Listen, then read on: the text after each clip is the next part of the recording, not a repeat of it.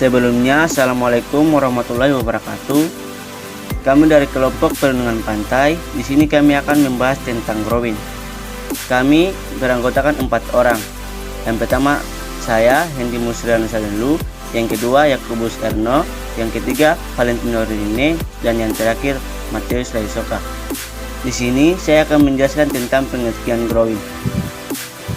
Growing adalah struktur hidrolik keras yang dibangun tegak lurus terhadap garis pantai dalam teknik pantai atau tepi sungai.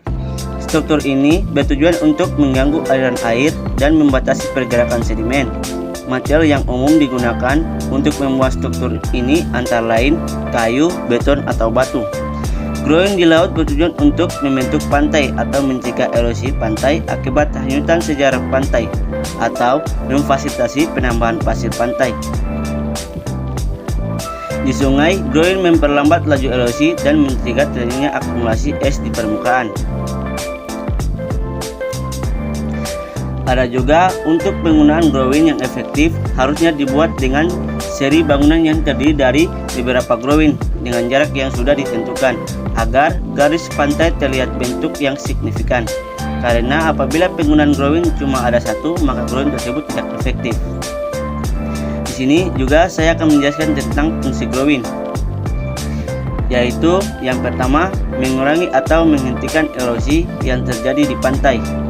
Yang kedua, memperbaiki garis pantai yang sudah tererosi. Terus yang ketiga, menahan transport sedimen sepanjang pantai. Tipe-tipe growing.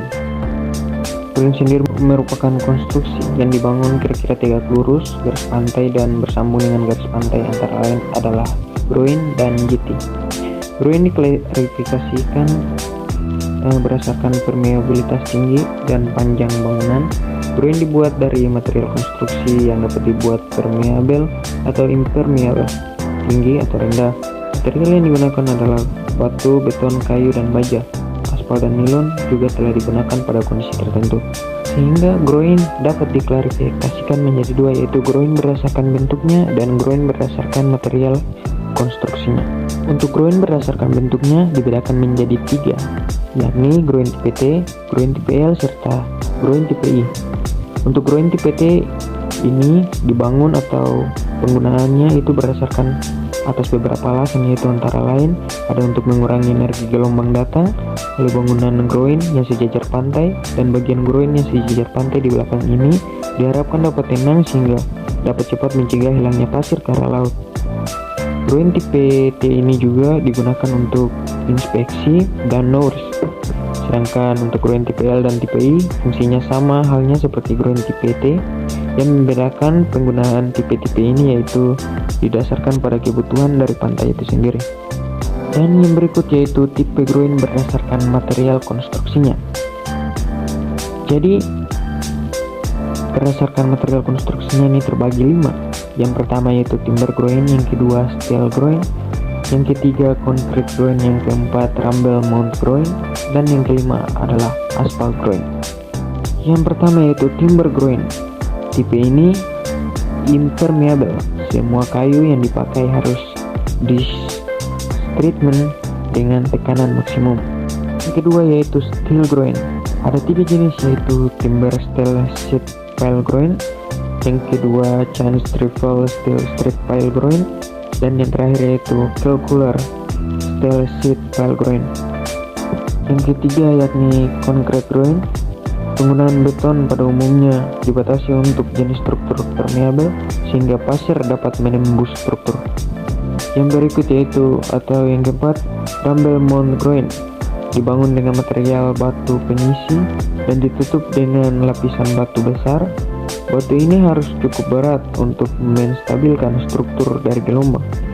Rongga antar batu bisa diisi dengan beton atau aspal untuk meningkatkan stabilitas. Yang terakhir yaitu aspal growing. Growing jenis ini terbuat dari aspal. Keefektifan growing jenis ini tergantung dari modifikasi perencanaan pada campuran, dimensi, dan rangkaian dari konstruksi.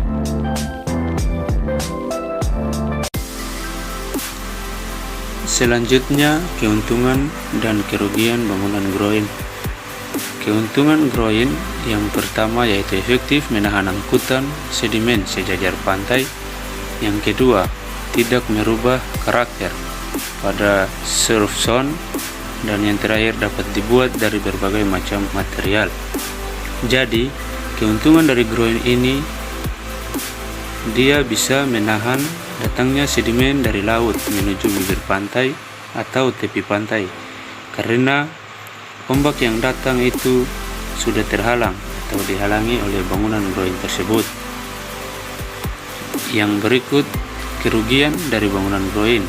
Kerugian groin yang pertama dapat menimbulkan rip current, yang kedua dapat menimbulkan gerusan di hilirnya atau downrift, dan yang terakhir pada perencanaan yang kurang teliti dapat menghancurkan pantai di bagian lain karena perubahan arus.